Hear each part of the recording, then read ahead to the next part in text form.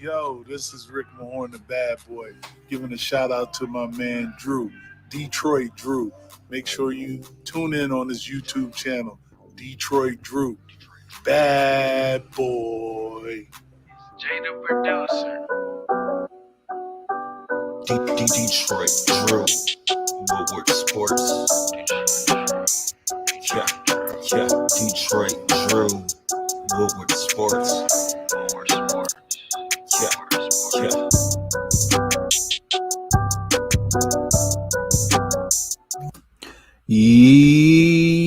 Yo, peeps, how's it going, man? Right now it's the solo crew.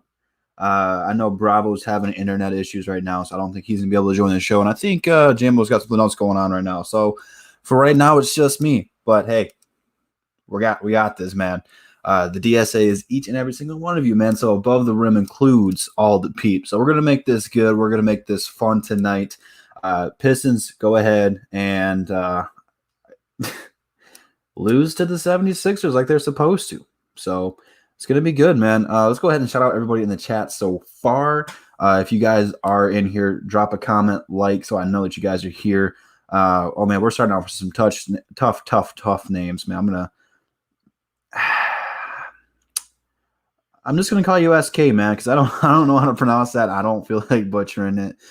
Sorry, man. Let me know how to pronounce your name. If you can break it down for me, I'll give you a shout out, SK. But we got Brian Jones, we got Gabe. What's going on, man? We got Bravo, we got Tony and Dominic in here so far, man. How's everyone doing today? Tank is certainly on. As there's some things I want to talk about. Season's over with. Okay, the Pistons are eliminated from the playoffs. It's over. The season's over with. The only thing we're playing for is better draft positioning. And the 1, 2, and 3 spots, the top 3 in the draft, all have it's like a 14-point-something% chance. Let me pull up Tankathon real quick because that shows me the actual percentages. And they're all pretty similar. And right now, we're still sitting at 2. Let me go to – where does it show me? Well, I guess it doesn't show me on Tankathon. I thought it would. But anyway, the top 3 teams in the draft pretty much have the same percentage. So what are we trying to do here? Why is Corey Joseph and Wayne Ellington still starting? I get they're still part of the team. And if you want to play them, cool, that's great. But to take Killian out of the starting 5 and put Corey Joseph back in there, why? Our offense looks slow. It looks sluggish because not only did you just throw Corey in there, well, guess what? Jeremy Grant came back from injury after missing X amount of games. Plumlee came back into the starting lineup with X amount of games.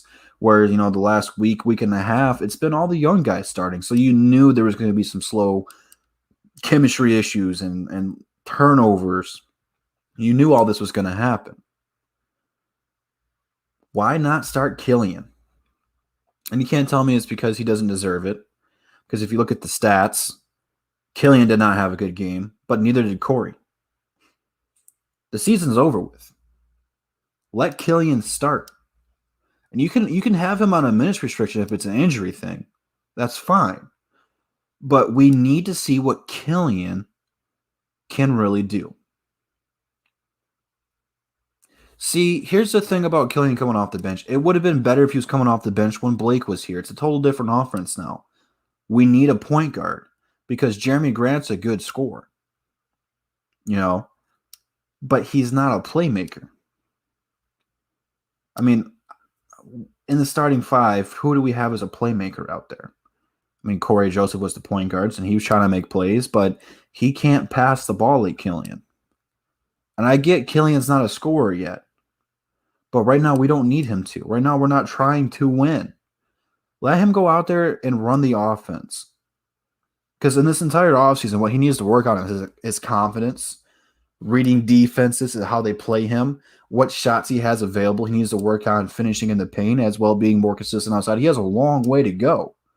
But start him. I mean, how many games do we have left here? We got the rest of this month and our season's over with. And the way Sekou has been playing, start him. And we got Sadiq Bey, we got Jeremy Grant. Move them up in the position. Like Grant and Sekou. One of those two guys can play the 3 or the 4. Experiment with this lineup. Because I'd rather experiment now with the X amount of games we have left of, maybe moving Sadiq to the 2, playing Grant at the 3, playing Sekou at the 3. So, depending on who we draft, we know what we can do already. We know what lineups will work. Because if you draft, let's just say Mobley, because he's a center, you're going to have a weird lineup. Because are you going to continue to start Beef Stew?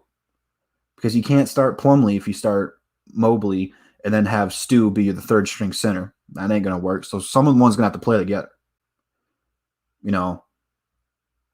4 games left. Hey, start Killian, start Sekou with the 4 games left. Experiment with what we got. Play guys at different positions. See what they can do. Play Killian at the 2, because if we draft Cade, someone's going to have to move to the 2. And Killian might come off the bench then, and I'll be perfectly cool with that. Because Cade's generational. You might have to trade Killian to get Cade, and I'm cool with that. You have to experiment right now. Play the young guys still. And seeing Servetus get some minutes was encouraging because we haven't seen him play too much. And he played okay. He did what he had to do. But Sekou, man, he needs to be rewarded for the way he's been playing because we crucified him. We punished him, as in terms of Dwayne Casey and the Pistons organization, for playing not so good. He barely got any minutes. But now he's being more aggressive. He's attacking the paint, drawing fouls, getting to the line. He's shooting better. He's playing better defense.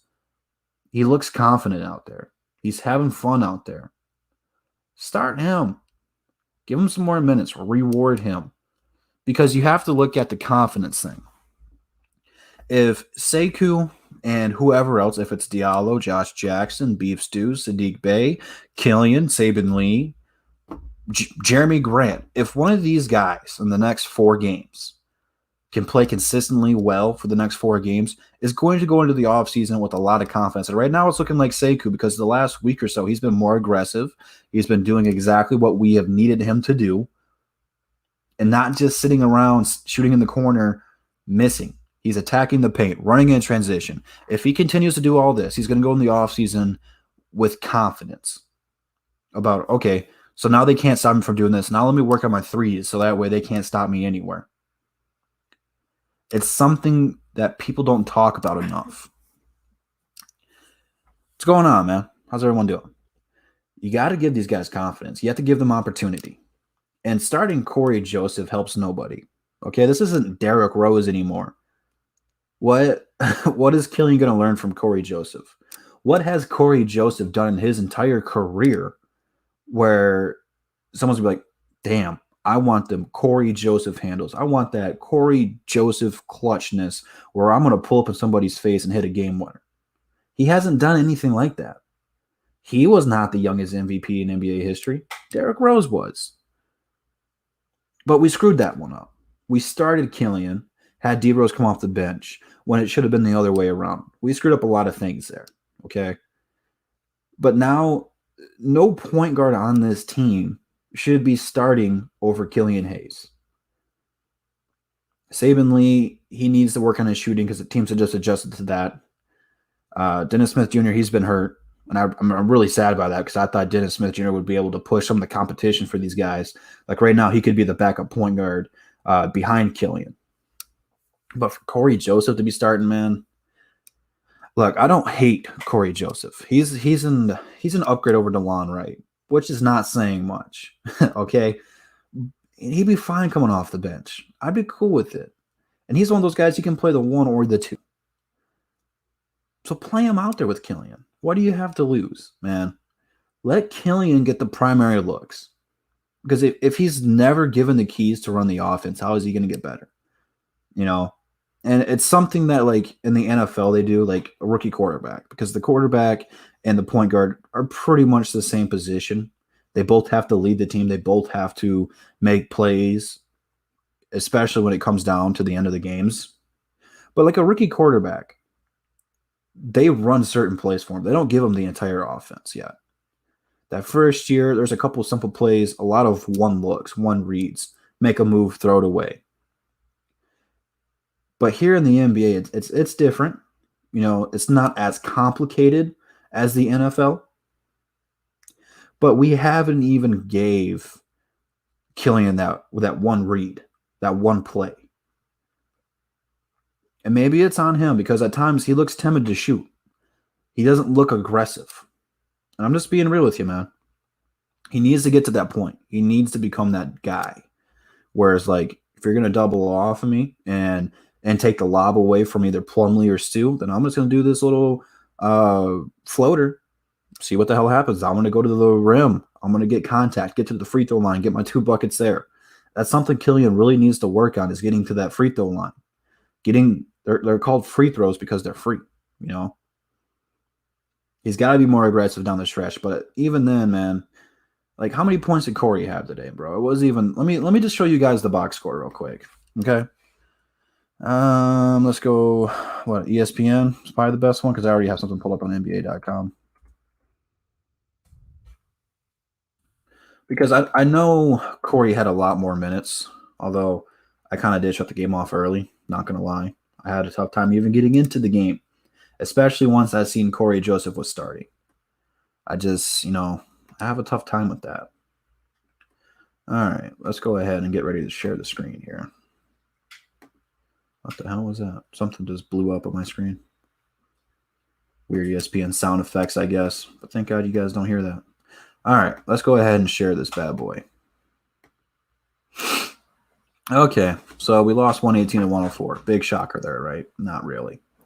Okay, Corey Joseph, 20 minutes. He's 2 of 4, 0 of 1 from the three-point line, 1 of 1 from the free throw. He had a total. Oh, I got to shut this off. Hold on. Stupid ads. Let's see. Where's points at? Where is points? Points. He had 5 points in 20 minutes. Okay, now you go down here. Oh, so Killian did have 21 minutes. Okay. Points. He had 2. No, wait. He had 10. Sorry, that was Sadiq or Saban Lee I was reading there. So in 1 more minute, he scored double the points.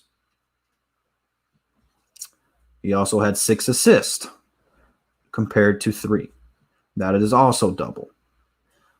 You see here Corey Joseph with a whopping 4 turnovers to Killian's 2. So that is reduced by 2. It's basic mathematics. It is not that complicated.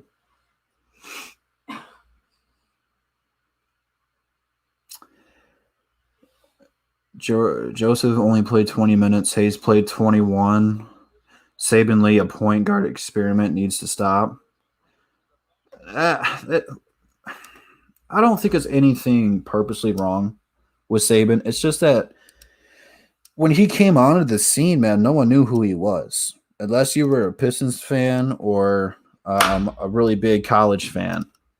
Not too many people had too much on Saban Lee. There's a reason he fell in the draft to the second round. And he's really explosive in the paint. And he's one of those guys, even in college, he was streaky in. But teams just know how to adjust, man. This is the National Basketball Association. This isn't pick up. Like, you can study film on guys. Like, maybe it's not as big as the rest of the sports, but you have to do your homework. Usually you plan for one guy. Like, if you play the Lakers, you're planning to stop LeBron. If you play the Warriors, you're planning to stop Steph. People got the film on Saban Lee. They just realized they have to stack the paint. It's that simple. So he needs to work on shooting. And once he gets there, he'll be fine. But he's a second-round pick, man. He's not a first-round like Killian or Sadiq or Beef Stew. He's got different expectations. And Grant did look rusty today. But that's expected. When you have a problem like that, an injury like that, it's going to take you time to bounce back. But then you look at Sekou, man. This has to be a season high. 22 minutes. 22 minutes. I'm happy with that. Because when I was talking about him, I only wanted him to play 15 or 20 minutes anyway. Like, that's at the bare minimum I wanted. So for him to get 22, I really like that. And you look at that. He's being aggressive. He's putting up 10 shots. I'm happy with that. He's shooting.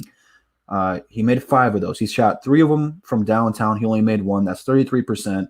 If he's a career 33% three-point shooter, I'm happy with that. 4 total rebounds, 1 assist, 1 steal, 1 turnover, 3 fouls. Who cares? And then 12 points. That's a pretty good stat line, man. It's nothing to be like ecstatic about or brag about. But from where he was at the beginning of the year, man, that's just such a good improvement, man. You know, from all the hiccups to being yanked out of the lineups to not playing at all to only playing 2 minutes a game. For him to be this professional and this prepared, I'm happy for him because, like I said, the last week and a half, he's been aggressive. He's had a 20-point game, and he's been right around this 10-point game for, like I said, for the rest of the week or so. So I'm happy with that. And, you know, right now, like, he's with our best scorers. Like, right now, Jeremy Grant shot 10 times. He made 5. He was 0 of 4, but he had 14 points because he got to the line 6 times. Like, that's the thing about Grant that I would kind of want Killian to learn is when his shot's not falling, he's driving to the paint. And he had a crazy layup today. Like, I don't know how the hell he made that. But then Sadiq Bey, he shot 10 shots, made 6 of them. He was 1 of 4 from the three-point. That's 25%. But look at that. He does something else, man. He grabbed 7 rebounds. He had a block, 14 points. So, I mean, statistically, Sekou is on track with the rest of our guys where he wants to be, where we want him to be. Julius Randle, MIP, I think that's kind of the way it's going to go now. I think he's got that one in the books now.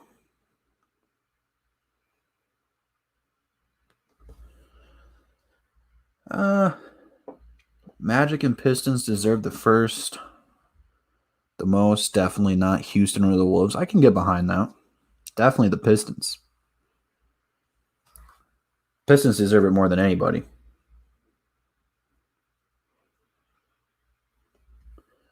I'm with you, Bravo. Give us the number 1 pick. But, I mean, you guys see the box score, man. You guys see it. I don't know who blew up for Philly.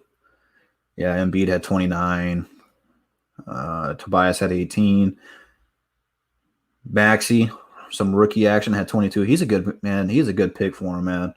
You know, he's someone. Oh, Dwight Howard had 19 and 14. Yeah, Dwight Howard had a good game. But Maxey, man, he's something people don't talk about enough, man. He's solid, bro. He's definitely solid. I like him, man. He's gonna be solid for him for a long time. Might be Ben Simmons' replacement. All right. So I don't think Tankathon has updated the standings because of this game. Maybe it has already. Yeah, it has already. How about that, dude? Look at them. They're on top of it, man. They're on top of it more than the NBA website is. Let me go ahead and we're going to switch to the Tankathon. So right now, nothing has changed. Oh, there we are. Right there. The number 1 overall percentage. So right now, this is the way it stands. Again, with 4 games left, lose them out. Because we are 3.5 games back from being the worst team in the NBA. But I don't think Houston's going to win another game either, seeing that they have lost 4 in a row. Look at Cleveland, man, losing 9 in a row. They are not that far out. They're only a game and a half behind us. That's not good. Whereas Orlando look like they're 2 games out. So you definitely need to lose to win. But you see here, the top 3 picks all have a 14% chance of getting this first overall pick. Now, it starts to get different here when you go to like the second pick and then the third pick. Like all those percentages change, but overall, for the first pick, we all have a 14% chance. And then all these guys right here, so 4, 5, and 6. Well, I guess technically they're all tied for 4. How the heck is that going to work? So they all have a 10% chance? So why does Orlando have a 10.6% chance, but OKC and Cleveland have a 10.7? Does that 0.1 really matter? I guess they have to do that to make it 100, I guess. I don't know. Okay, so if the lottery ends up like the way it's supposed to here, they have Houston, number 1, taking Cade. So far, every time I have looked this up and done it, Cade's been number 1 every time. And last year it was different, man, because whoever got the number 1 overall pick didn't take the same player. A lot of times it was James Wiseman or Anthony Edwards or LaMelo. Here, every time I have done it so far, it has been Cade. So we have an 80% chance of winning a top 5 pick, right? Cool. I'll go ahead and make the screen bigger so we can go ahead and do the first spin a Rooney together. Alrighty. So we fall to 3 here, and we still get my guy, Evan Mobley. Minnesota jumps up to 2. They take Jalen Suggs, and Toronto jumps up 6 spots to land the first overall pick. Now, where did Houston go? Houston has some kind of a trade. What is it? If it's not number 1 overall protected, do they fall to OKC? I wish I could see the details of that trade. Is it top 3 protected or is it top 1 protected? Because this could change a lot. I don't know how exactly this one's going to work. Because that would give OKC 2 in the top 10.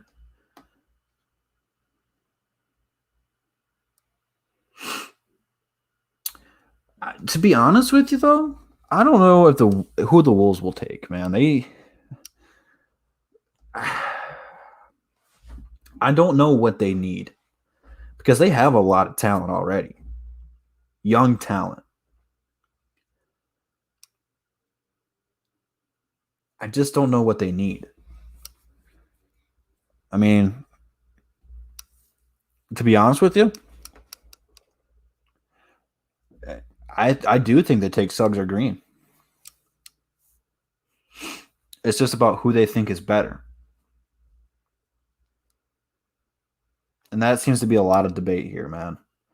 Like, you can see here. So Suggs, this is per 36 minutes, by the way.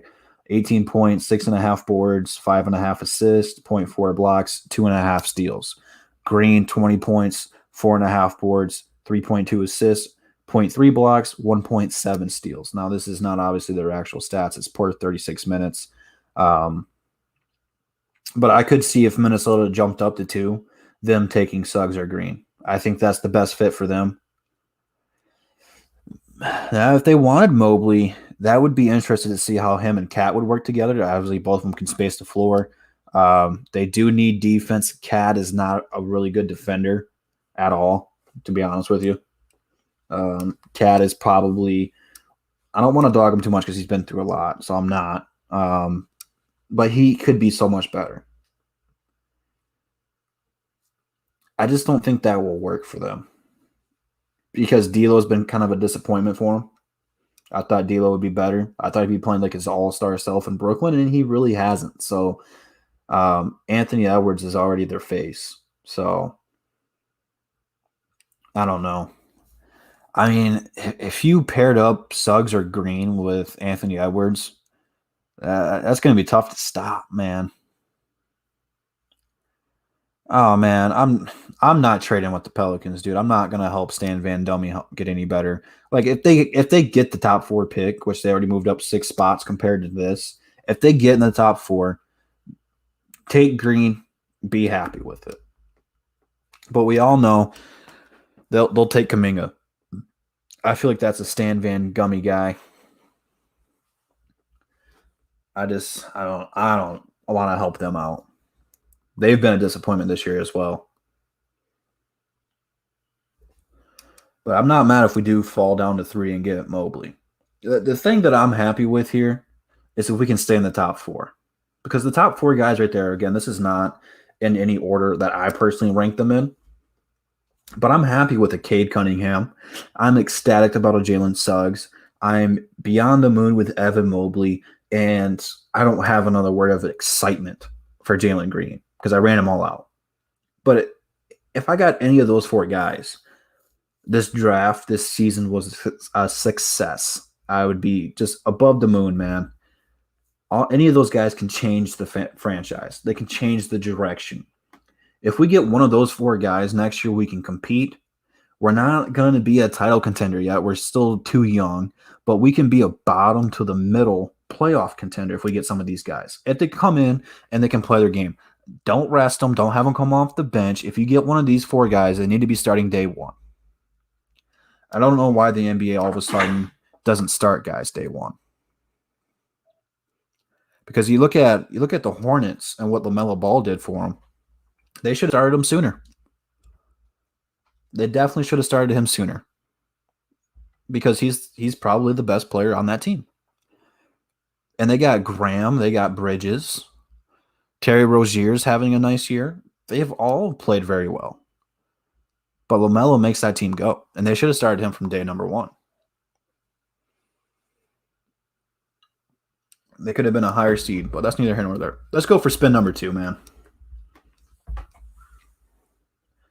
All right. So this time we fall to 4. Again, I'm still happy. Chicago somehow moves up 7 spots. This is why the lottery is unpredictable. Because Chicago moved up 7 spots. They take Cade. Again, every time I've done this, Cade's gone number 1. Houston fell 1. They took Suggs. That's a great fit for them. They already got John Wall. John Wall can help Suggs learn. And you see there, Suggs can play the 1 or the 2. So with him, Christian Wood, John Wall, if they continue to do that experiment, they'll be interesting next year. Mobley goes to Toronto after they moved up 4 spots. That's a fantastic fit for them after losing both Marc Gasol and Serge Ibaka. He would fit beautifully with them. And he would have opportunity day number 1 and pair him with Siakam, who definitely needs some more help. But we fall to 4. We move down 2 spots, and we get Jalen Green. I'm happy with that. Absolutely happy with that. So that's a win for me. And you see there, Minnesota, they lose their pick to the Warriors. They're pretty set in stone at having Kuminga at 5. Maybe I have to do some more research on him, man, because I haven't seen, also during this, I haven't seen anyone else be number 5 except for Kuminga. Very interesting here. Let's do it one more time. And we're going to go into playoff pictures here. Okay, so Orlando moves up 5 spots, takes Cade. Again, they're at number 1. 2, Mobley to the Wizards after they moved up 10 spots, which, did they fall out of the playoff picture? I thought they were in they're the 10th seed, so I guess this is going to have to really wait to see what the hell is going to happen here in the play-in tournament. Because if they get into playoffs, they can't do that. So that will be interesting to watch. But we get the 3rd pick, take Suggs again. I'm happy with that as well. So what we did this 2-3 times? I'm happy with it. This is probably the most optimistic I've been for a draft in quite some time. Because I know, like, let's just say we fall to 5. Just on a what if. I think we have enough pieces, and Troy's the guy to pick up the phone and go to that 3rd spot, go to that 4th spot, and get one of those guys. Not that I'm saying I don't like Kuminga or anything like that, but we need one of those top 4 guys. So I think Troy can get that job done, man.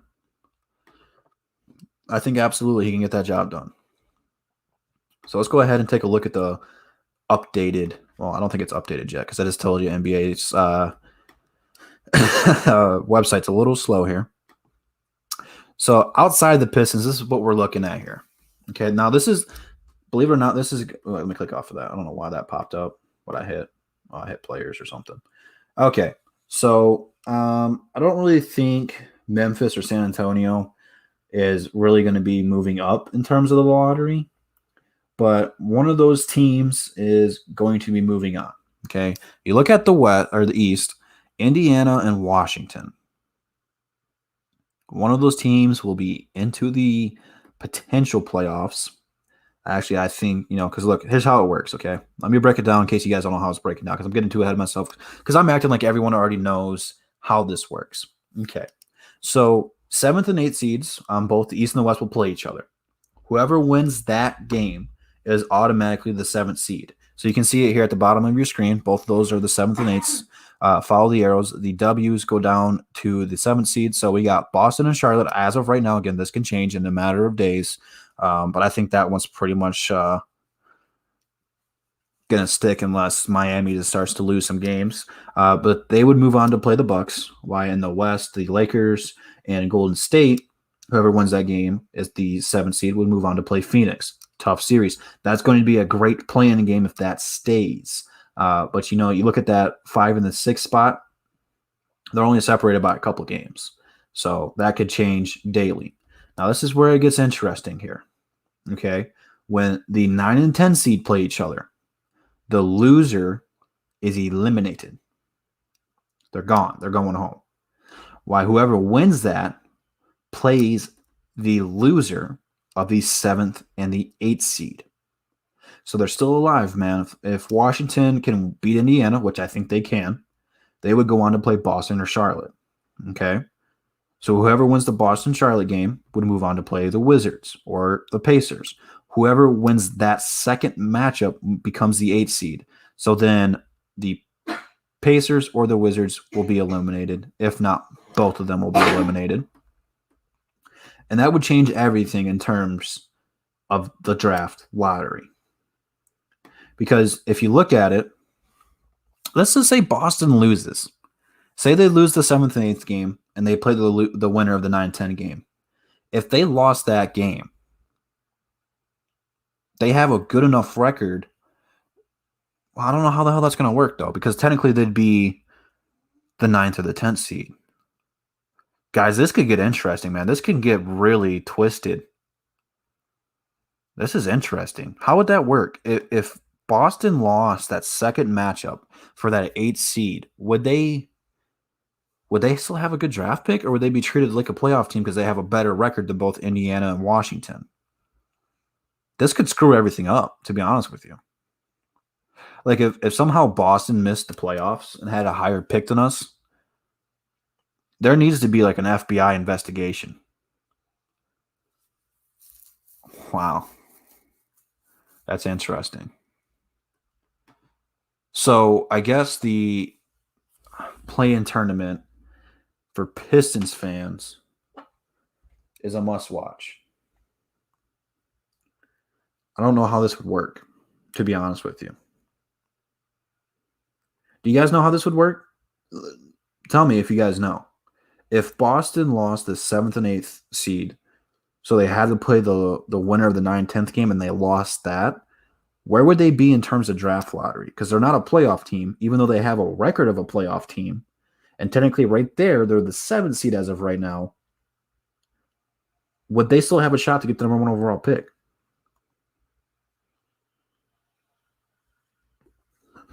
Because I have no idea. I'm very interested to find out that answer.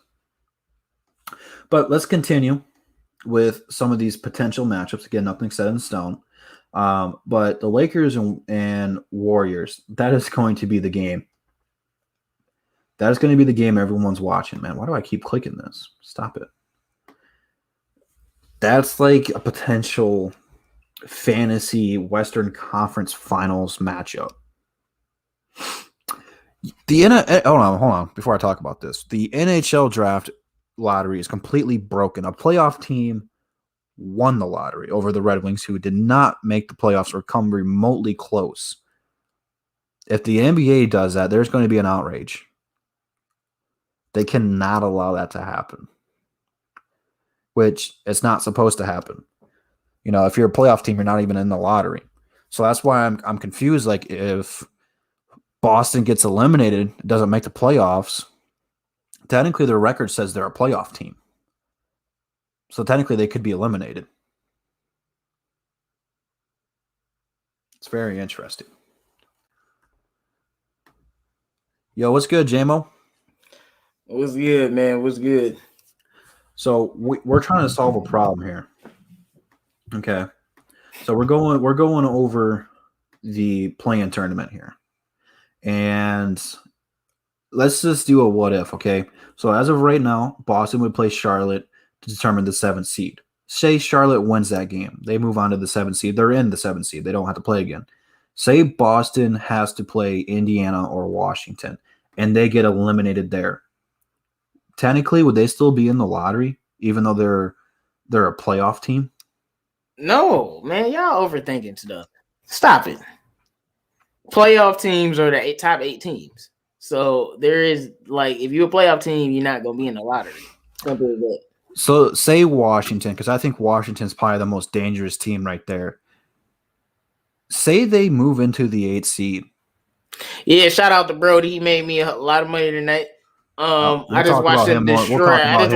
Destroy the Pacers, so they probably will make the AFC. So say they do though. Their record says they are the 10th seed. Do they still become they the lottery? AFC, bro. So then if they make the AFC, if they made the AFC, they the AFC. But if they stay the 10th seed, then they the 10th seed. Right. You gotta become the 8th seed. If you win the play-in, you become the 8th seed. You become the 7th seed, and those teams replace you wherever. So if Boston was to lose the play-in, what you're saying, they're gonna lose the play-in to Washington and then be in the 10th spot?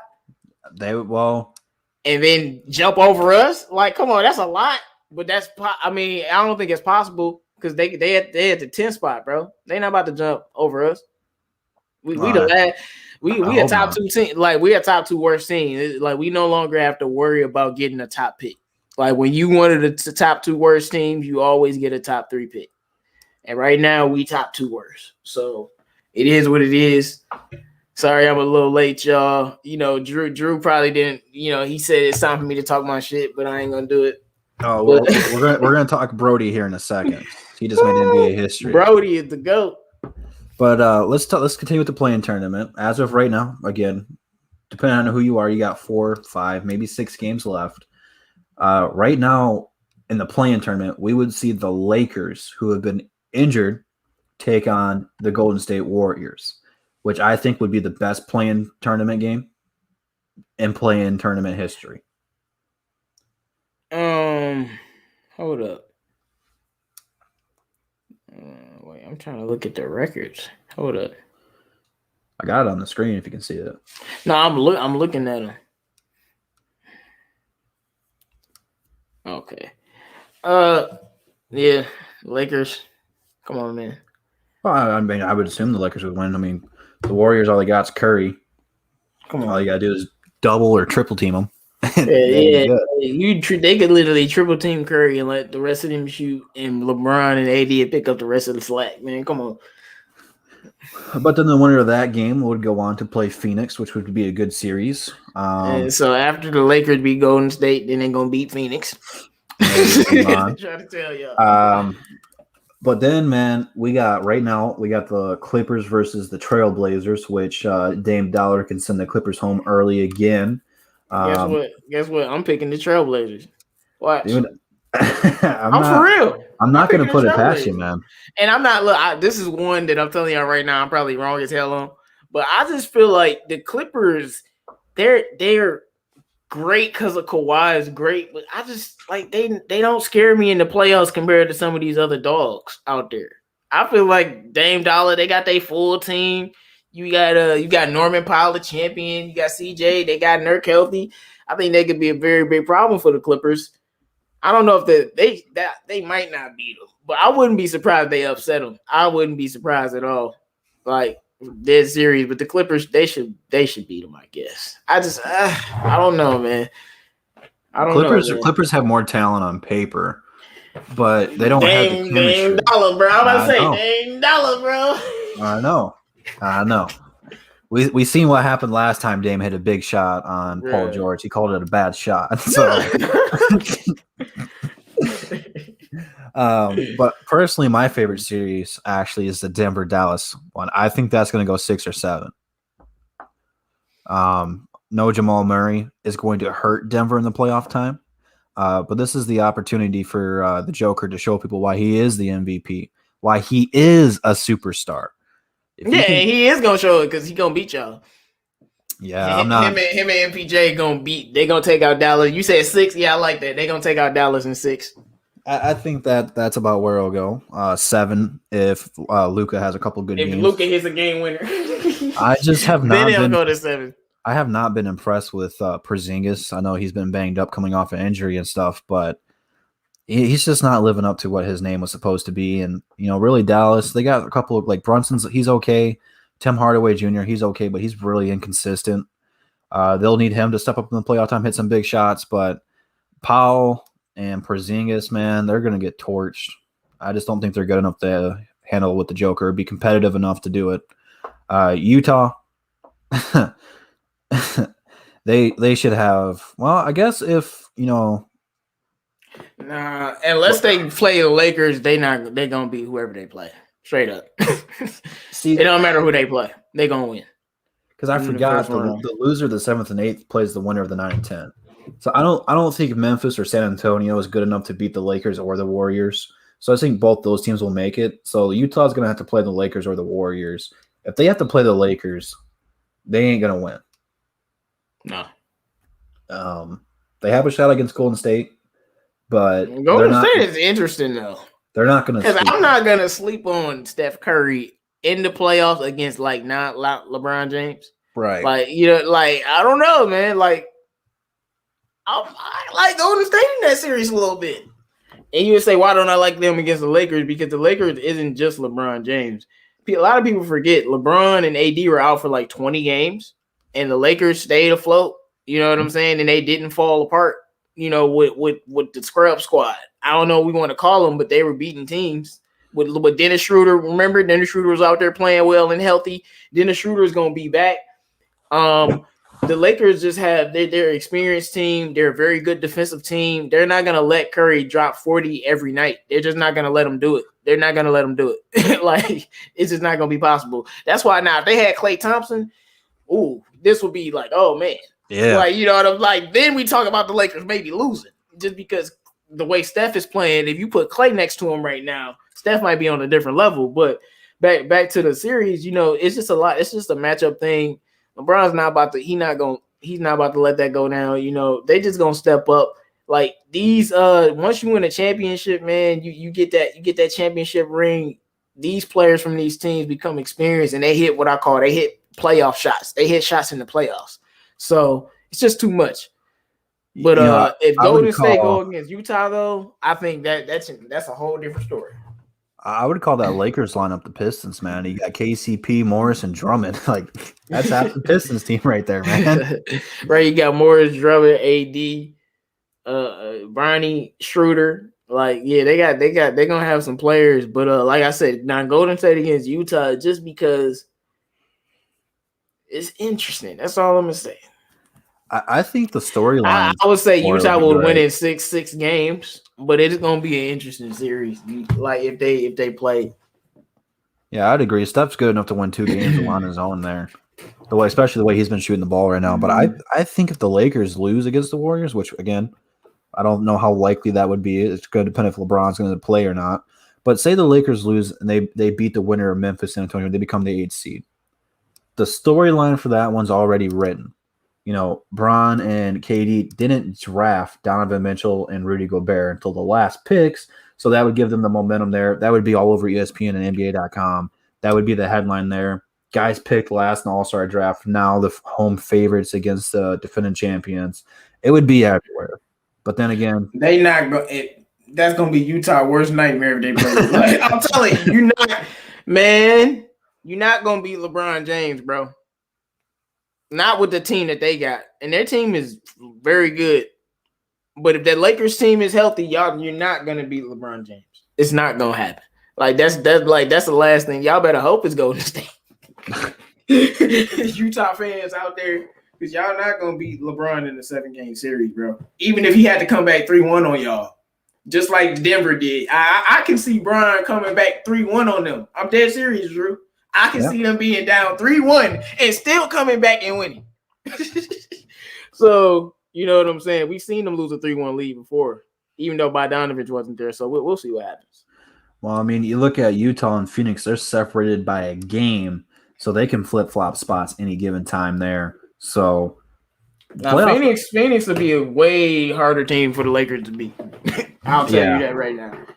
We haven't seen playoff book yet, man. Nah, they got CP3, so CP3 basketball IQ is just gonna pick apart and everything that the Lakers do wrong on defense, and that's gonna you're gonna be in for a long series. I mean, CP3 and OKC, I know they didn't have Russ till like game 5 or 6. I think game 6, but it took them 7 games to beat the Rockets to beat OKC. This team is way better. Like D Book don't even have to be a star. He just like D Book could just drop 20 and his team could win a championship. That's how good they are. So we gonna see.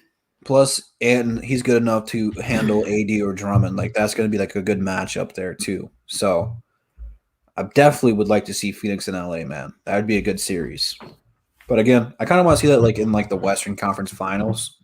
Because like that's too good to be a first round matchup, Let's move out east, man. Indy versus Washington for the play-in tournament. Washington, man, has turned their season around.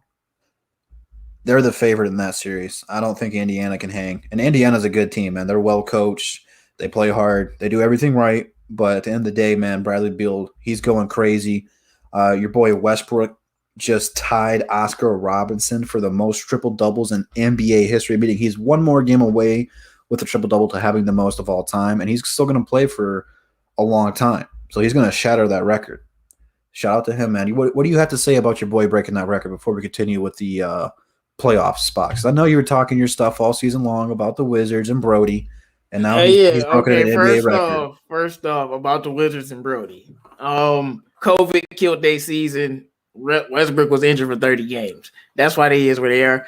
Now, back to the GOAT. I mean, that's the truth. Bradley Beal missed like 15 games. But, man, I just, one thing what people say when Russ gets a triple-double, they talk about stat padding, but I never understand it because he's 131 and 44 when he has a triple-double. So he literally wins just like tonight. Just like tonight, when he has a triple-double and he plays the way that he plays. I mean, like, this stat line is fucking ridiculous. 33 points, 15 assists, and 19 rebounds. Like, what type of video game? Like, and he doing that every night, bro. This man done had 51 assists in the last 3 games. Nobody has ever done that ever, bro. Like, this dude is doing things, passing the ball, rebounding and scoring, and nobody else is doing, playing alongside my man Bradley Beal. We gonna give him credit because the man dropped 50. But he didn't play in the OT though because he got hurt. But the man dropped 50. But Bradley Beal is like a top 4 scorer in the league, bar none, bro. This dude that's what he is. You got KD, him, Russ, and probably Steph at this point. Just pure scoring. But y'all gotta respect what Westbrook do because like the one thing you can't take away with his triple doubles is he wins when he has them. And that's the one thing that people ignore. But at the end of the day, man, he only gonna keep doing this. And when they build a team in Washington, we gonna see what they talking about. And like I said, y'all don't want to see them, and none of them teams want to see them in the playoffs. That's the last thing they want to see. Bradley Beal has playoff experience, so does Westbrook. Right, and that's something that is a big factor, man. That's a huge factor. We don't talk about that enough. That's why, a team like Charlotte, like I like LaMelo, but Boston's got playoff experience. It's something that you have to experience. Not saying that Charlotte can't beat Boston, but that gives Boston the edge. Whereas the Wizards, again, Indiana has playoff experience, but Brody's gone to the Western Conference Finals. He's gone to the NBA Finals. Early in his career, Washington was one of the best teams in the Eastern Conference. Beal has gone far in the playoffs. They can handle the Pacers. Say they move on, which I think they will. They're going to have to play Charlotte. They're going to have to play Boston. It's going to be a phenomenal series. And if they have to play Boston, that's going to probably go down to the last 4 possessions. I think it'll be a close game. I don't know, man. I don't know who to pick between Charlotte and Boston, to be honest with you. Well, no. Well, if they play Boston, Boston has a much higher chance of beating them than Charlotte does. They play Charlotte, I'm taking the Wizards straight up. In LaMelo's first game, like, Brody just different, man. When he coming at you, man, I'm telling you, man. Like it's gonna be hard to stop. And then you just got Bradley Beal on the side just dropping 50 like it's nothing. You know, Drew, like, yeah, I just dropped 50 here, I just dropped 30 there. It's nothing to me. Like at the end of the day, man, even Scott Brooks got playoff experience, even though I don't think he's a good coach at all. I think he's not good at all. Like terrible. Okay. He's okay. He got some experience, man. Charlotte doesn't have any experience. The only person who got experience is Rozier and Gordon Hayward, I think.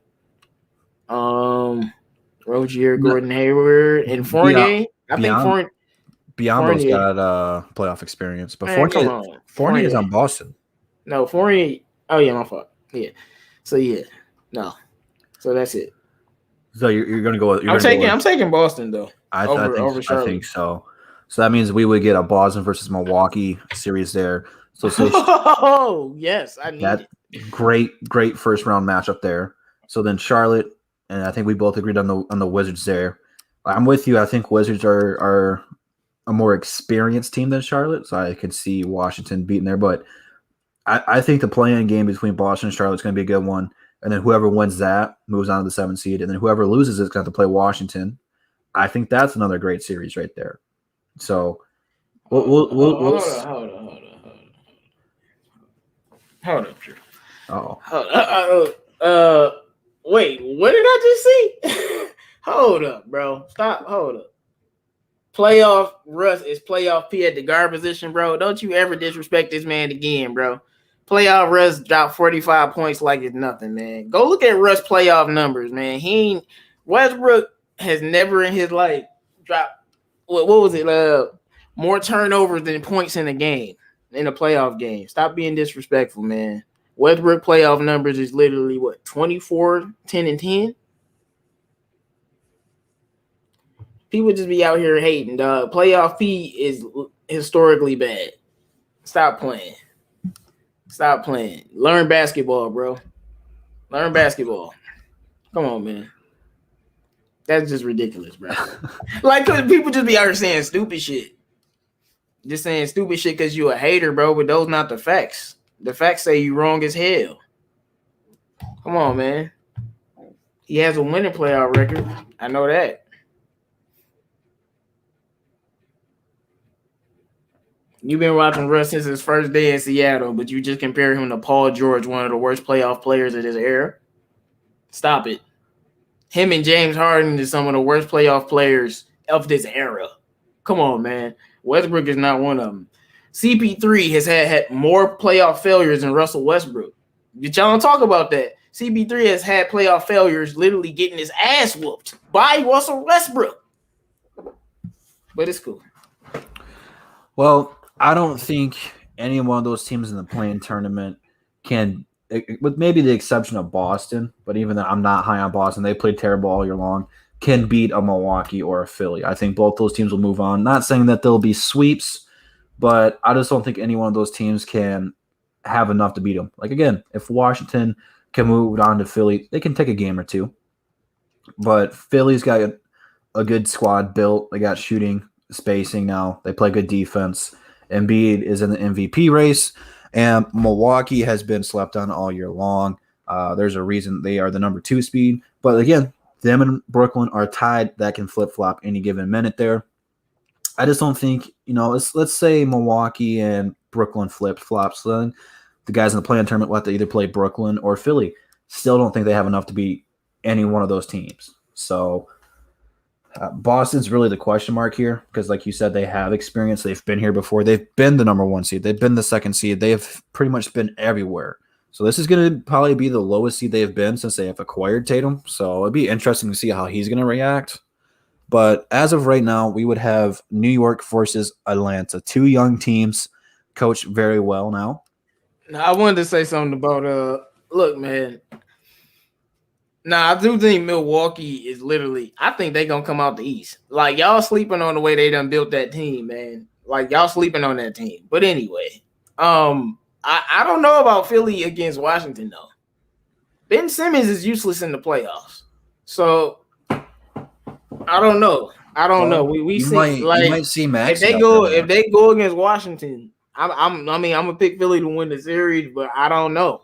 You know what I'm saying? I'm a little bit shaky on that just because Russ and Bradley Beal can get you 3 games, and all they need is a 4th game where their role players go off. You know what I'm saying? Yeah, but Simmons is a good defender, though. I don't know if he's going to guard Westbrook or He's if he's not going gonna to guard stop either one Beal. of them.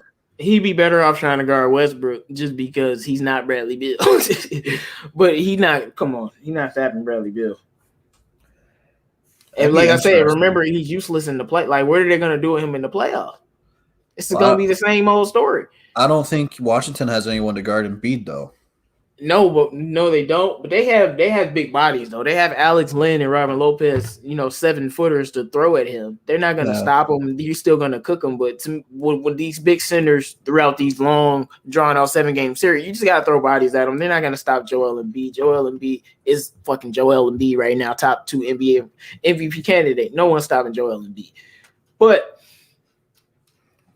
how consistent will he be? He always has injury issues. Like, I just feel like this could be like a 7-game series, and Joel Embiid is gonna have to show up consistently. You know what I'm saying? Like I said, I think Philly will win the series, but I don't know, man. Like, that's what I'm saying. We got to see Washington make it through, but with all that momentum, it's hard to beat these teams in 7-game series, man.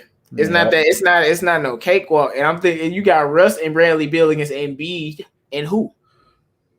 It's basically Embiid and the team with Tobias Harris. Like, that's what I'm looking at. I'm looking at if Westbrook has 3 games in that series where he's giving you 30, 10, and 10, and Beal can have a couple games here. What is Tobias Harris giving you in these games? What has Ben Simmons giving you? Danny Green experience, we know who he is. Seth Curry had a little bit of playoff experience, great shooter, we know who he is. Well, what are they going to give you consistently throughout that series? And then you got to think about matchups. They might just decide to double Embiid, and now you leaving Ben Simmons open to shoot, and now you can double one of the shooters too. You see what I'm saying? It's all types of matchups that I'm looking at, and I think that's the series. I don't think Philly doesn't want Washington to make the AFC. Nobody wants to face that team. Shaquille O'Neal already said, don't nobody want to face Washington unless you're Brooklyn or Milwaukee, because I think those are the only 2 teams that I know could beat them. You know what I'm saying? But the rest of these teams, none of them want to face Washington. Miami should be able to beat them too. But like Philly, New York, Atlanta, they don't want to face Washington in those 7-game series, man. Well, they won't have to worry about it unless Washington beats Philly there. I think it can happen, man. See, I think that Maxey will step up for the Sixers, man. I think he'll have a good. You think come on, Drew. He's a rookie. He's a rookie, bro. But you depending on a rookie. You're depending on a rookie in the playoffs. That's hilarious. He'll be like the second option if they take Simmons out. The second, oh my god, dude! I'm telling you, man, this kid's gonna be a clutch player, man. In the playoffs. Kid, I love Maxey, but Maxey is not about to be no second option in no playoff series cooking people. No, it's not gonna happen. They gonna take him out the game quick. Come on, man. Tyrese Maxey about to be the second leading scorer. That's what you're telling me? And come on, man. He's a rookie. He ain't never. He don't know what playoff basketball is like. I know. No, man. Trust me, I know.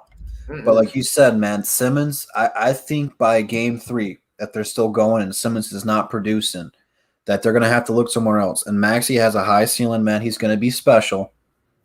He will have an opportunity. Man, Maxey gonna give you 8 points a game, dog.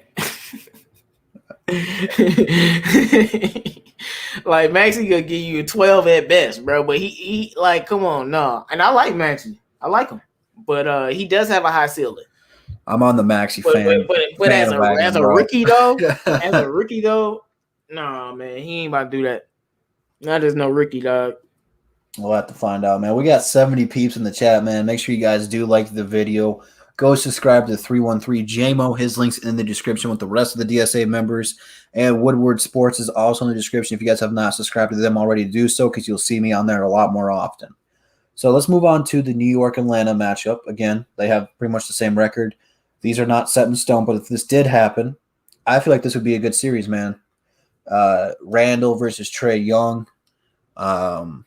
Nate McMullen versus Thibodeau. Be a great matchup, man. Good basketball coaching. Both those teams play really well now. since Atlanta acquired Nate, they have flipped the script and have been playing both sides of the ball really, really well. Plus, Atlanta, outside of Trae Young, they got some good shootings. Gallinari's had a nice year. Bogdanovich has had a nice year. Clint Capella, he's pretty much gone MIA since he got dunked on. I haven't heard too much about him since that. But Drew, stop! No, whoa, Drew, what are you talking about? Clint Capella is having his best season. He's having his best. I'm trying to tell you. I'm gonna tell you right now. I'm gonna stop you. He's having the best season of his career, and he's leading the league in rebounding. He's averaging 17 and 16. He's playing amazing. I haven't watched him since then, so I haven't. No, I'm just letting you know. Clint Capella is playing amazing this year. So this is gonna be a great matchup, man. Who do you got in this matchup? If it stays this way. For the reason I just told you, because of Clint Capella, because I think he's going to be the X factor in this series. I have Atlanta winning in 7 games. I too think it goes 7, but I got the Knicks. Randall's been playing out of his mind, finally living up to what he can be. And they also have, I don't want to say he's like the all-time clutch, but Derrick Rose is super clutch in the playoffs, man. Not that long ago. Today is the 6-year anniversary since he hit the bake shot game winner against Cleveland in the playoffs when he was still with Chicago. Derrick Rose knows what he needs to do in the playoffs, and it comes down to experience. Trae Young has not been in the playoffs yet. Derrick Rose has. I think the Knicks have the edge. What? I think they got it. Because of Derrick Rose? No, not just because of Derrick Rose. You really just said Trae Young ain't in the playoffs. Derrick Rose has Derrick Rose is gonna be the deciding factor in the game. Like that's not the deciding factor. But it is going to I'm help. saying, like, come on, man. I don't want to hear that. Trae Young don't got experience, but the guy off the bench do. What about the starters? Like, come on, man. Well, Derrick Rose is their 6th man. Derrick Rose is going to close the game out. Man, I can name Clint Capella. Like Julius Randle doesn't have experience, but Clint Capella does. Like what? Like, come on, man. Like, he's not gonna be the deciding factor, but I mean, it's a 50-50 series if you like the Knicks. I just think Atlanta's gonna win in 6 or 7. They have way too much firepower. They have way too much shooting. They have you got John Collins, Clint Capella, Trae Young, Danilo Gallinari, Bogdanovich, and Kevin Huerter, and Cam Reddish, and DeAndre Hunter. Like, what the hell? And you still got people off the bench that I'm not even thinking of right now who have a lot of experience. I'm gonna go look at their roster right now. Atlanta is loaded, and they might upset a team after they beat the Knicks. The Knicks got such a good defense, though. But that's regular season defense. We got to see them do that in the playoffs in order to earn that moniker of the defense that they've been playing. Because, like, in the regular season, yeah, but we've seen not a lot. We've seen some good teams. And when I'm looking at these rookies and that young team that they got, you know what I'm saying? They have very few veterans on that team. Yeah, so you got Gallinari, who's been in the playoffs. You got Capella, who's been in the playoffs. Bogdanovich has not been in the playoffs. You got they got Lou Williams. I forgot about that. They got Sweet Lou. He gonna play a factor. Yep. You know what I'm saying? They got the ageless wonder, the 0-point god, the 0-point goat, Tony Snell. He ain't gonna do nothing. And then they got a bunch of young guys. Now I'm gonna go look at the Knicks roster. Don't forget about Reggie Bullock, bro. For the Knicks, man. Okay. They got D Rose, the GOAT D Rose, Julius, bunch of rookies. Elfrid Payton, I think he's been in the playoffs once, maybe. I don't know. Nerlens Noel, he's definitely been in the playoffs with Russ before, I think. But so he has experience. He'll play a factor. I'll give him. He'll play a factor. Taj Gibson is 37. And then they got a bunch of young guys, that ain't never sniffed the playoffs before. And Atlanta does have a bunch of young guys that ain't never sniffed the playoffs, but these young guys are talented. John Collins ain't been in the playoffs. Trae Young ain't been in the playoffs. Bogdanovich ain't been in the playoffs, but they're talented as hell. They're way better than the Knicks players. I think it comes down to coaching, man. It's going to be who's a better coach, Tom or Nate. And that's why I think it's going to be a 7-game series at the end of the day. I know you're high on Nate. I really do. Mm-hmm.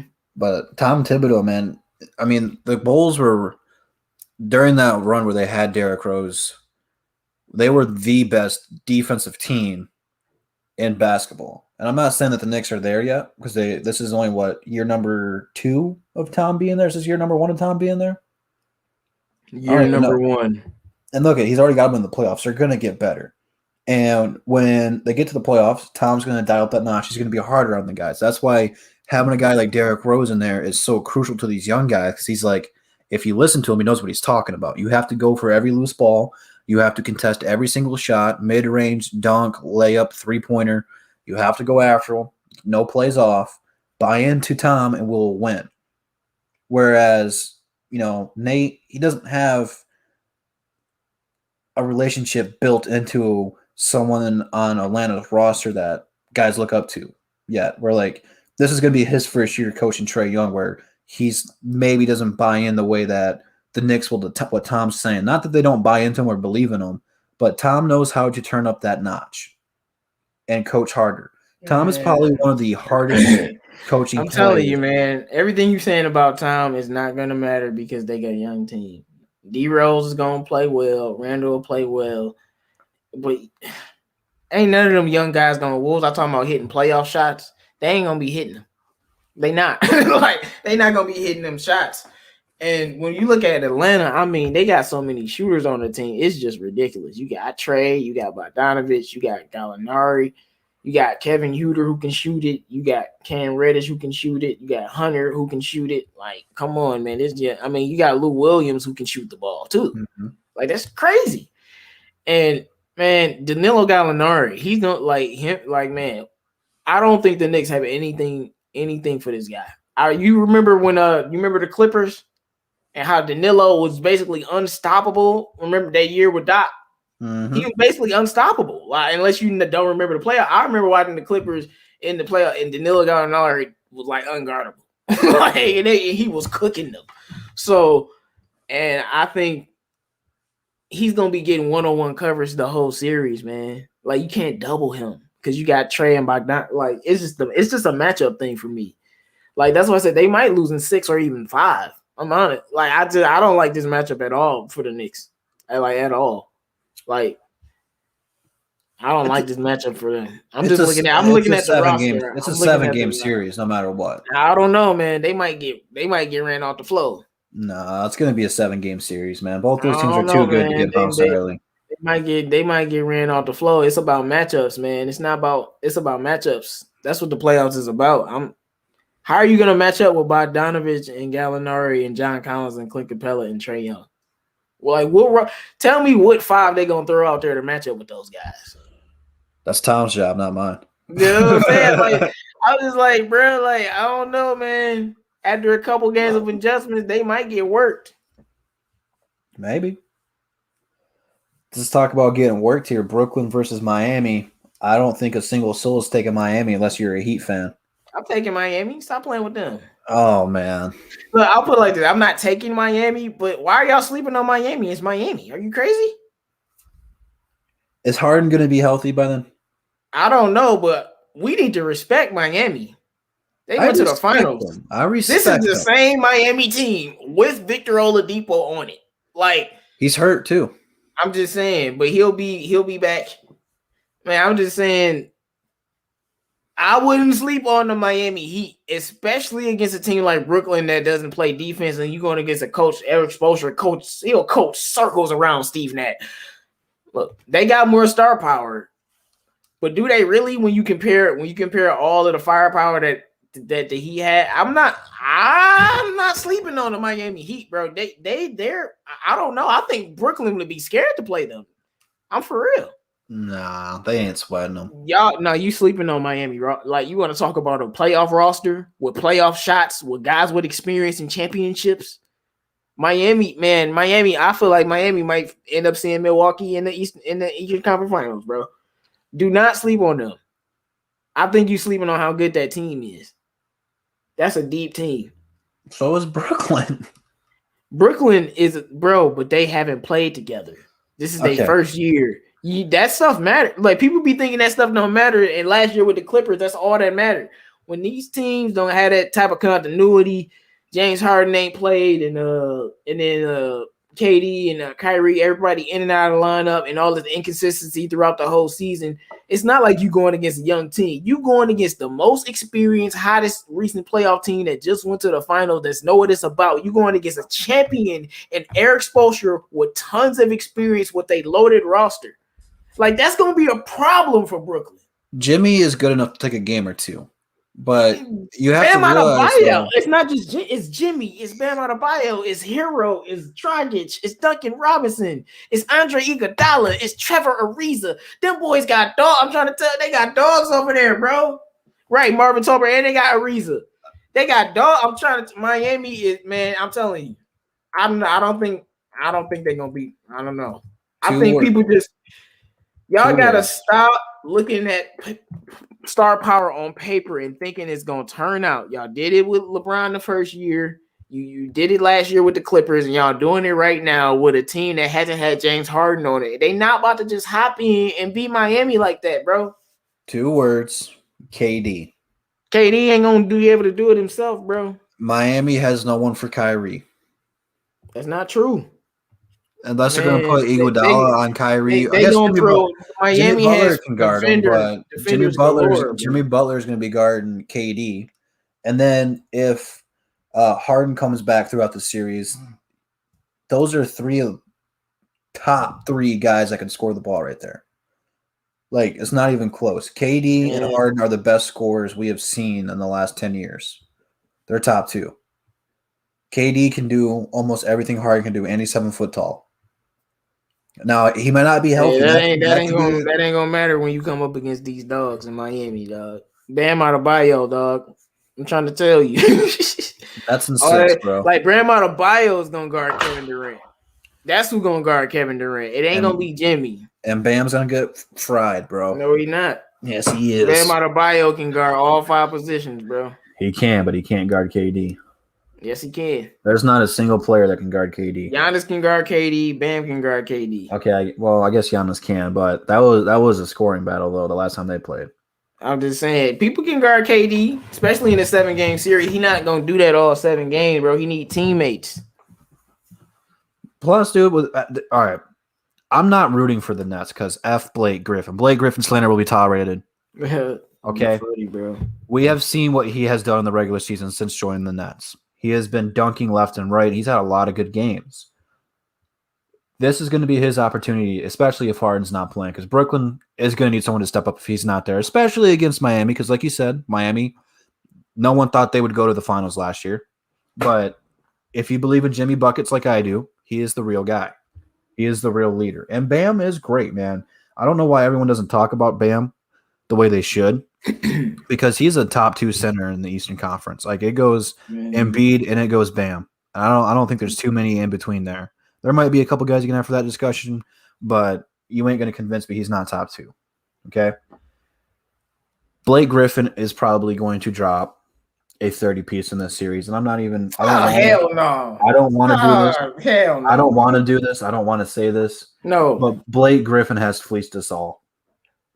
He is a tool in the dirty tool shed. Screw that guy. If he drops 30 points. He's not dropping 30 in this series, Drew. Stop it.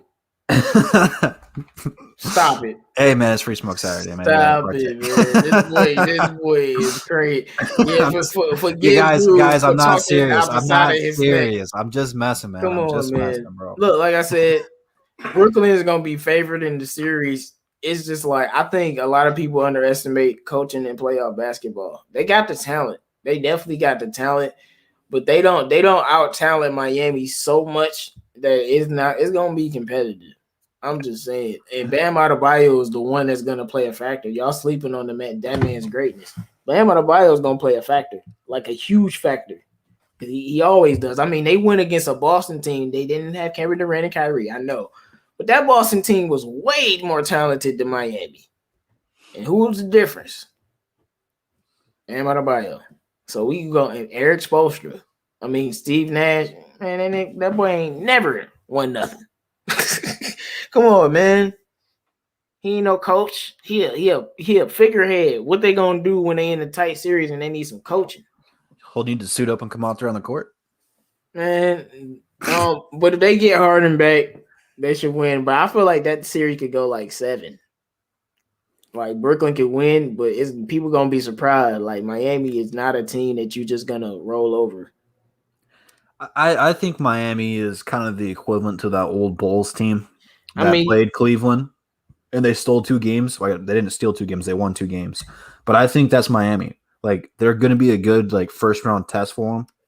And if I'm Brooklyn, you have to embrace this because they probably won't play a team harder than Miami in the first matchup here.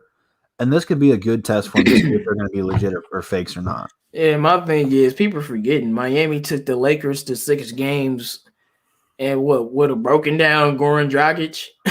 And their team was injured. Like took the Lakers to 6 games. Is this Brooklyn team better than the Lakers from last year without James Harden? No, they're not. They're not. So that's what I'm trying to say about Miami. Like, don't sleep on that team. Straight up. They took the Lakers to 6. Brooklyn without Harden is not a better team. They're up there, man. They're definitely up there.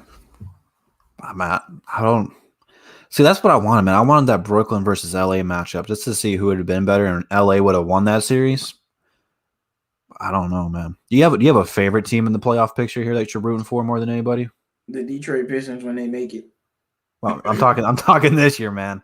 A favorite team, bro. I mean, I can only root for Brody and Milwaukee, I guess. I don't care about nobody in the West. Really don't care. Well, D-Book, I guess. I was talking like your favorite to win it. My favorite to win the championship, the Lakers. Yep. The Lakers, if the Lakers make it out, I don't think it's gonna be easy. But if the Lakers make it out to play in the Lakers, I got Milwaukee being in the Eastern Conference Finals against somebody, man. And then we'll see. I have to get to that series, see who they facing before I make any decisions on them because I think that's gonna be close. But if the Lakers don't come out the West somehow, if they do not come out the West, then guess who's coming out the West, Drew? Uh-oh. Yeah, I really don't know. I thought you were going to say the Clippers. No, stop it. No, I don't got no faith in them coming out the West. I probably would say either probably Phoenix or Utah, but I just don't really got that much faith in them either. So maybe the Denver Nuggets, man. See, I wanted it. I think don't nobody want the Denver Nuggets. Like, don't nobody want to watch them in the finals. I feel like they're gonna miss Murray though, man. He's such a scoring machine for them, man. I think they'll miss Murray a little bit less than you think because Murray was allowed to do whatever he wanted, and he's a scoring machine. So, I mean, he helped them beat Utah. So, I'm not going to take that away from him, but they are so deep. Like, that team got everybody damn near. Like, they had Murray. They might go to the finals, honestly. So, I understand what you're saying, but it's gonna be interesting, man. I think they gonna go very far. I think they'll beat Dallas, and we'll see who they face next. They might if they go against Utah or Phoenix, they might lose. I am all on the Milwaukee Bucks train for the playoffs. No Toronto in the playoffs. They're not going to get eliminated by them this year. Oh, you finally with me, Drew? Bucks Nation. I was with Giannis. them. I was with them like the last 2 or 3 years. Giannis. Stop playing. They got Drew Holiday in the squad now. They are scary. I would not want to be any team. Like if I was Brooklyn, I'd play Milwaukee. That's a matchup I don't want. If I'm Philly and to play Milwaukee, I definitely don't want that, man. This is the year Giannis is not going to win an MVP, even though he should be in the conversation because he's putting up similar numbers. People just get bored with voting for the same player. No Toronto here, man. They knew how to stop Giannis. I don't think any of these teams here are going to have what it takes to stop Giannis. Only other team that can do it is Miami. Yeah, they got a tough first-round matchup right there alone. And if they have to play Brooklyn, that's going to be a hard-fought series. And if they move on to play Milwaukee, if they can beat Brooklyn and Milwaukee, they're bound for the finals again. But I don't see that happening. No way. Milwaukee it's their year. You know, Giannis is out of the spotlight. No one's talking about him in the MVP race. If Milwaukee doesn't win this year, Giannis is not that good of a player. Well, that's out the window. He's not the MVP no more, so he's not going to be in the spotlight as much. People are going to be highlighting Philly and Brooklyn, and New York's going to get a lot of the attention because it's New York. Milwaukee can fly in under the radar, even though they should not be under the radar. Come in, make some noise, and I don't think there's a team really out west that is so much more dominant than Milwaukee. I mean, you look at, Utah and Phoenix as their top 2 seeds out there. Like they're good, but Milwaukee can beat them. Milwaukee can beat anybody There's out only west. one team that can beat everybody. We know what team that is, bro. It's the The Lakers. Lakers. The Lakers can beat every team because they're the best team. I think completely healthy, they're the best team. So if you're talking about a healthy playoff LeBron James, like they're the best team. Like if Milwaukee don't face the Lakers, they probably would win the championship this year, honestly. Yeah, I agree. And I would love it. Oh man, I would. I love it. Oh man, I would be talking my shit. And I'd be like, all Giannis needed was to have somebody else that could do something else with the ball besides himself. Yep. And he had that. He had Chris Middleton, Mr. Shooter, and a bunch of bums. Nobody else could do anything. Brogdon could do something, but he came back so late in that last series against Toronto. And then you got rid of him for Eric Bledsoe, you damn idiots. And then you had to salvage that. But now they're deep. They whooped on Brooklyn twice. People are like, oh no, I don't care. It's the regular season. No one cares. I'm like, no, the way they was whooping Brooklyn ass, James Harden not gonna make a difference, bro. Like right. he's not gonna score more points than they already scored. Like KD and Kyrie had 40 apiece and they still lost, bro. What are we talking about? Come on, man. They definitely a matchup nightmare. And I feel like it's Giannis who has gotten better. People don't think he gonna be hitting some threes in the playoffs, and he got some powerful moves. So we gonna see. So I want to. We've been on for an hour and a half. It's a late night show. We don't want to make it too long. It's already almost 11 o'clock. So I talked about it earlier, but I want to get your take on this. The last week and a half or so, Sekou Doumbouya has been more aggressive. He's had a 20-point game. He scored 12 tonight. He's been more aggressive. This is exactly what I guess I should say what we've been talking about, where Sekou is not just a shooter. He can shoot, but that's not his MO. He needs to be down low, and that's what he's been doing. He's been more aggressive in the last week or two. He's been playing really well. What's your whole takeaway from – I know you got a video dropping, so I don't want to steal your ideas from your video, but what's going on with Sekou, man? What's impressed you with there? And I feel like the Sekou fans that have been hating on him are really quiet the last week or two. I told y'all from day one, just like Mr. Ray said, the smartest thing he said all day. Sekou is a scorer. I told he's a bona fide scoring machine. We had Craig Sword and who's the other guy? I want to get his name that we had on his G League teammates.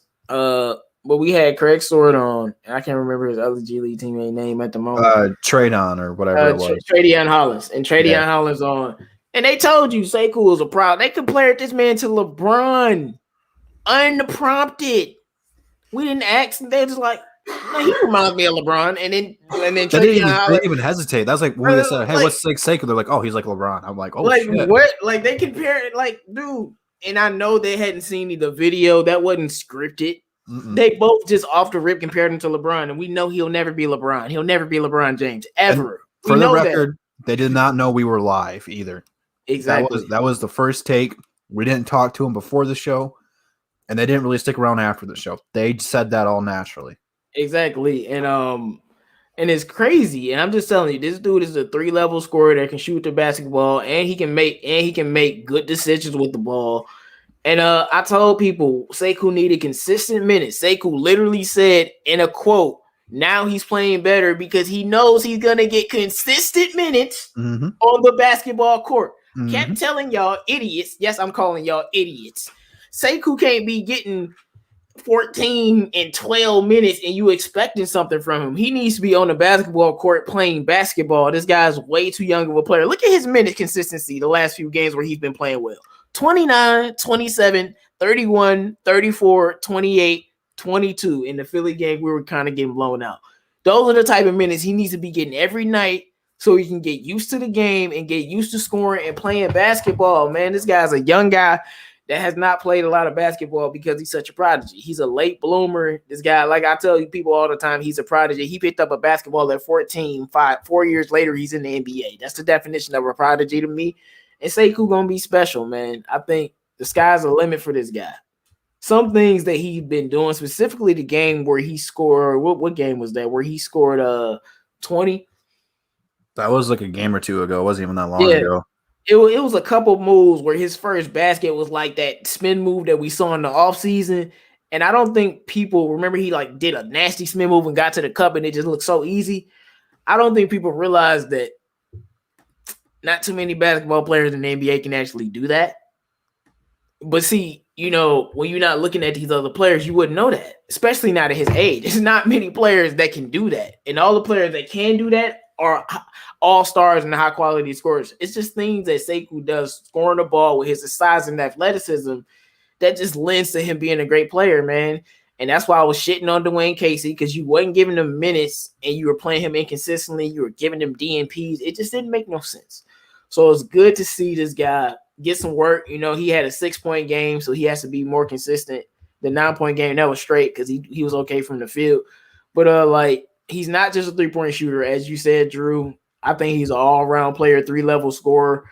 Like, I mean, I'm not really much for 2K descriptions, but the 2K description calls Sekou an inside-outside scorer, and that's exactly what he is.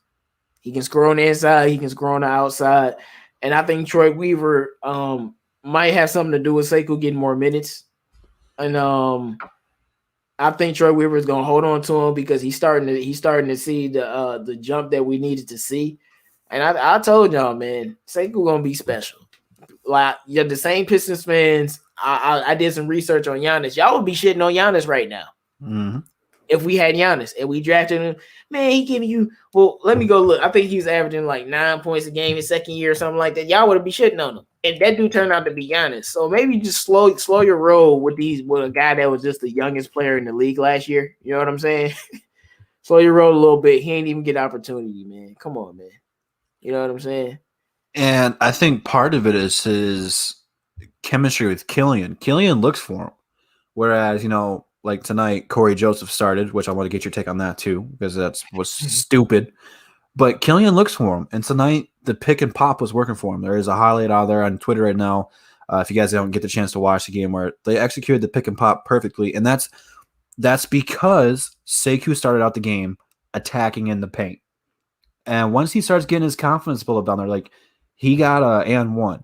Like, when's the last time you've seen Sekou get an and one? Like, he hasn't been that aggressive because he's been standing in the corner shooting threes. That's because that's coaching. But Killian looks for him, and he looks more active. When Killian's out there, he's running the floor. And when he runs the floor, he's certainly a lob threat. But he is a guy who can shoot the ball as well. So when he's getting these layups, these dunks, these and ones, he's getting confident in himself. And when he's confident, he's engaged. Defensively, when he's engaged, he's got really good hands. He can get in the passing lane, create some easy transition opportunities for the squad, which we got a lot of guys who like to run, like Sadiq Bey. He ran a transition today. He got a dunk today. But it goes to what we talked about earlier, like playing with Killian. So when I seen the starting five today and I seen Corey starting, I'm like, what the hell? Is Killian not going to play? If Killian's not going to play, I'm not going to watch the game. Nope. They just said that Corey Joseph's back and he's not going to play. So earlier in the stream, JMO, I brought up the box score. Killian played one more minute than Corey Joseph. He had double the assist, double the points, and half the turnovers. What's your thought on Corey getting the start over Killian here? Hold on 1 second. I think it's expected though. They've been I'll be reading between the lines. They've been trying to take the ball out of the Killian hands a little bit these last few games. Even when he has been starting, they'll only put him off a certain minute burst and then not put him in the game. I've just been watching a little bit of things. You know, sometimes he does play the full game, but I'm not surprised that they started Corey Joseph over him. I don't like it, but I'm over it, man. Honestly, man, I'm over it. And my whole thing is Corey had 5 points tonight and played Corey 20 minutes. He was garbage.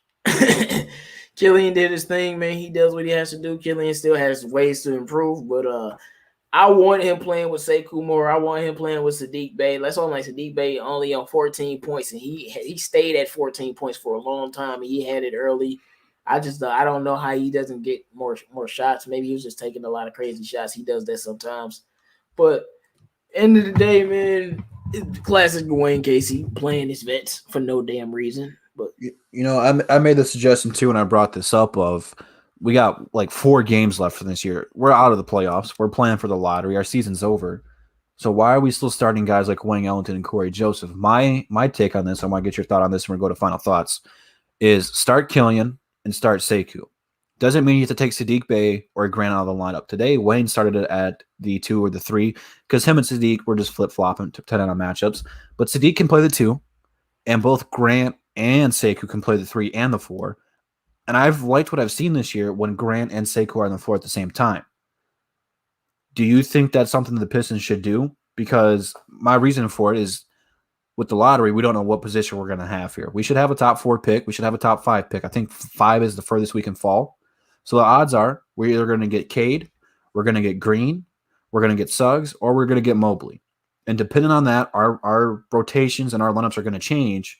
But this is something that we need to plug in right now so that way when that time comes, we already know which guys are going to do well in what lineup. But do you think that Killian and Sekou should be starting with Sadiq Bey, with Grant, and with Plumlee? 100%. That should have been the starting lineup minus Plumlee at Stewart. But along with Stewart, why is Plumlee even starting? You know what I'm saying? Why is Plumlee even playing to begin with? I guess he's better than Okafor. So no, he's way better than Plumlee is a. I mean, he's a role player, but he's not a bad basketball player. He can play basketball. He's just a bench player. He's just right. He's just not a starter. Not a starter, bro. Not in this league. You come off the bench for 15, 18, maybe 20 on a good night, 25 on a great night. But that's why he was so good in Denver, because they played him in his role. But I would love to see Sekou, Killian, and Sadiq Bey. Like I'm telling y'all, that's the future, man. This is the lineup. Killian, whoever we draft next year, Stewart, and then Sekou and Sadiq Bey, man. Jeremy Grant, I don't know what you're gonna do. But that's how it should be for the future. But we'll see what happens, man. Absolutely. I just feel like Dwayne Casey needs to give these young guys some run. I saw some people in the chat earlier talking about Servetus. Yeah, Servetus had 8 points. Shout out to Servetus with a career high 8 points. Dude, he came in off the bench and just started chucking, bro. Hey, man, Servetus career high 8 points. Stop playing with that boy. And that's something too, man. Like the season's over, man. Why is he just now getting an opportunity? Like he's been healthy all year. We've had multiple games where we only had 8 guys play. Like, why is Servetus not getting an opportunity? I don't know. Let us see if he's Davidas or Trashus. Let us see if he's diabetes. No, I think Dwayne Casey said something about he was gonna let Servetus play more.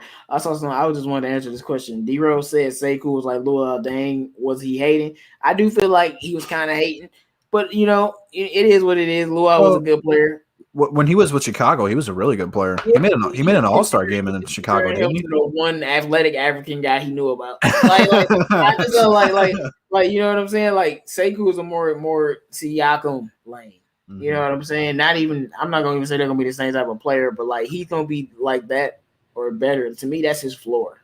It's Siakam. You know what I'm saying? Alrighty, man. We appreciate you guys tuning in tonight, man. We got 63 people in the chat right now. Make sure you guys like that video before you dip out. JMO, I cannot wait for that Sekou video to drop. I'm definitely ready for that one. What do you got for the peeps for final thoughts tonight? Yeah, probably drop tomorrow, later on tonight, probably somewhere around this time when I get a chance. But man, shout out to all the people in the chat. Thanks for coming and supporting. Yeah, we took a break last week, but we gonna get back to it. It'll be on my channel next week. And shout out to the Pistons, man. Y'all stay breaking our heart when you whooped Memphis ass, but you had to do it, huh? I have to acknowledge them winning that game when I was just like really? Yeah. Y'all won this game, and I'm like, yeah, Ja, you talking top 5 what? Top 5 what? Bro, stop playing, boy. You can't even beat the Pistons, dog. I don't want to hear you about being top 5 nothing, bro. You ain't even top 10 nothing after that, bro. Definitely, I don't want to hear no debates. He couldn't beat the Pistons. I don't want to hear no debates. But I'm just having some fun with the people in the chat. I do want to say it's great to see Sekou grow. It's great to see Killian get his playing time. Great to be on my man's Drew, just talking sports with you guys. And I just need the Pistons, man, get the draft right. And I'm begging you, NBA, please give us that first pick or that second pick. It's just what we need. It ain't even what we want. is what we need. Oh yeah, my fault, Drew. My fault. I was gonna see. One more thing. First of all, Lonzo fucking Ball. Stop playing with that boy. Stop playing with that boy. Sorry, Drew.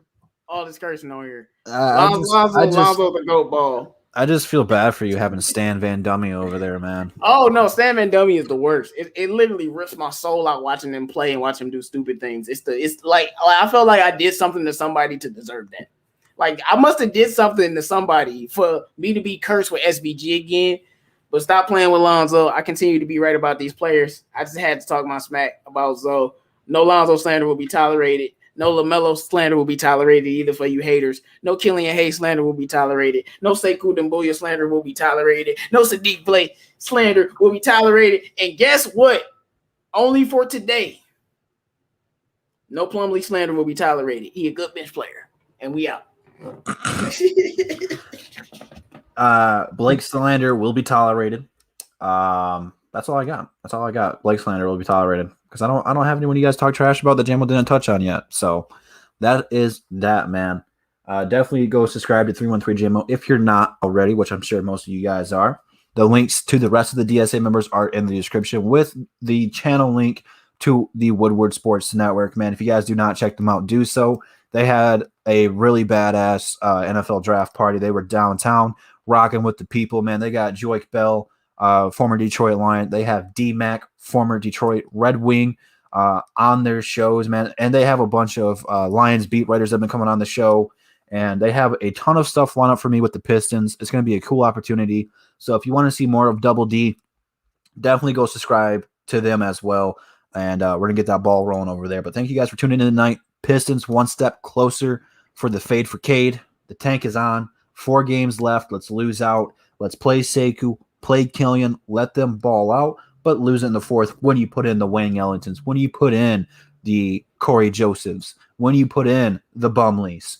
Let that be the time to lose a game. But for the first 3 quarters, play the young guys, man. Play the young guys. Let Sadiq Bey go off for another high-scoring game. Let him pop off for another 5+ 3-point night, man. This kid's going to be special. Give Beef Stew more opportunity. I feel like when Plumlee comes back, his opportunities dip when it needs to be vice versa. That's the only complaints, man. That's all we got for you guys today. You guys stay safe out there, and we'll see you guys next Saturday on 313 Jamo's channel. And that's the bottom line because Double D said so.